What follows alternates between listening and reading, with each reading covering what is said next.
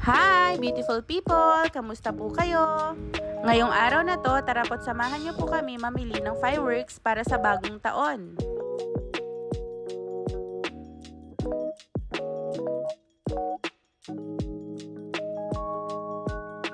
Magandang sikat ng araw ngayon kaya naisip namin ni Daddy Je, bumili na lang kami ng fireworks para sa bagong taon.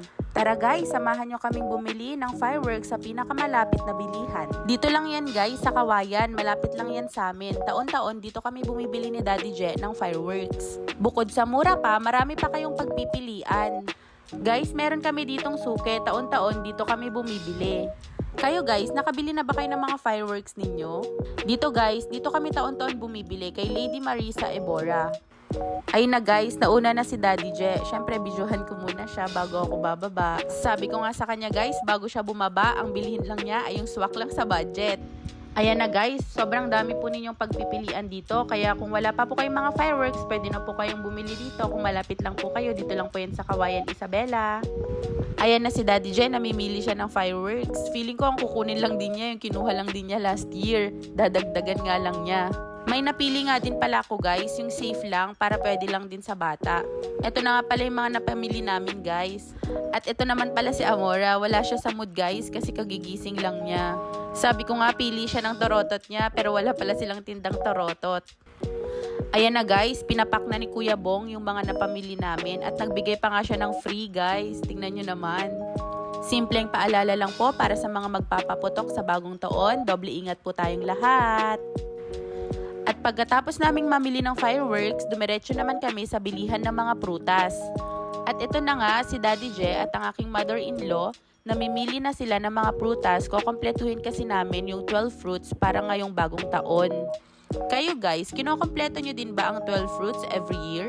Okay lang kung hindi, okay lang din naman kung oo. Wala namang mawawala kung gagawin, hindi ba? At pagkatapos naming mamili ng prutas, on the way kami ngayon papuntang SM. Doon kami magdi-dinner guys.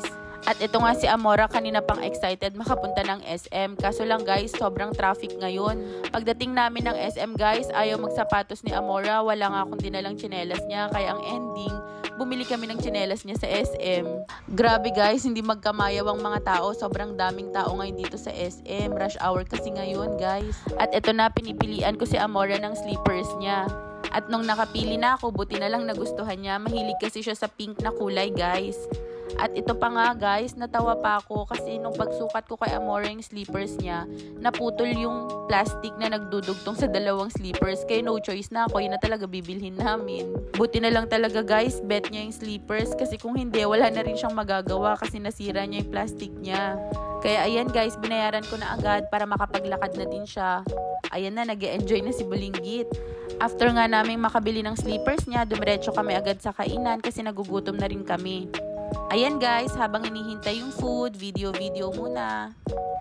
Kasama nga rin pala namin dito yung family namin. Ayan o guys, kita nyo, nagpapakit pa sila. Kala mo naman, cute, char. At ito nga, nabudol pa nga kami guys.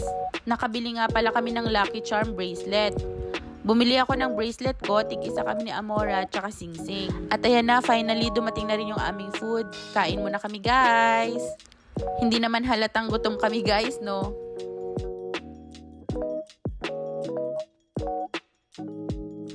At pagkatapos naming mag-dinner, dumiretso naman kami sa supermarket. Bibili nga pala kami ng iba pang sangkap para sa handa namin sa bagong taon. Kukuha nga pala kami ng graham crackers. At ayan si Amora nakikigulo, gusto niya siya maglagay sa basket. Ay sus, napakasipag talaga ng anak ko.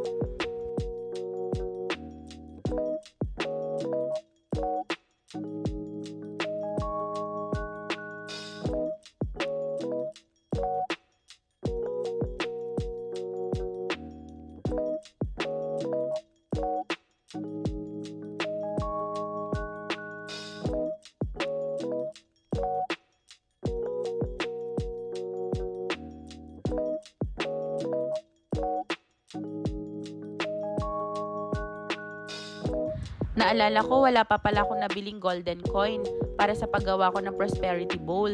Kaya ayan guys, naghahanap ako. Pero hindi ko alam guys, sa pinanggalingan ko, andoon lang pala yung golden coin. Kaya ayan, pabalik-balik tuloy ako. Andito lang pala yung golden coin na hinahanap ko, guys.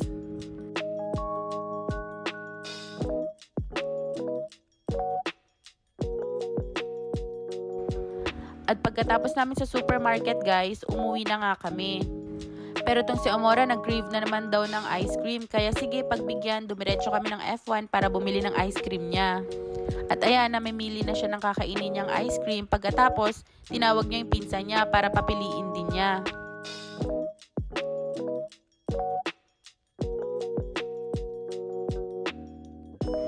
Ayan na si Amora, may batang napagbigyan na naman. Enjoy your ice cream, Amora. Love you. Like and follow us, guys, for more videos. Bye. Thank you for watching.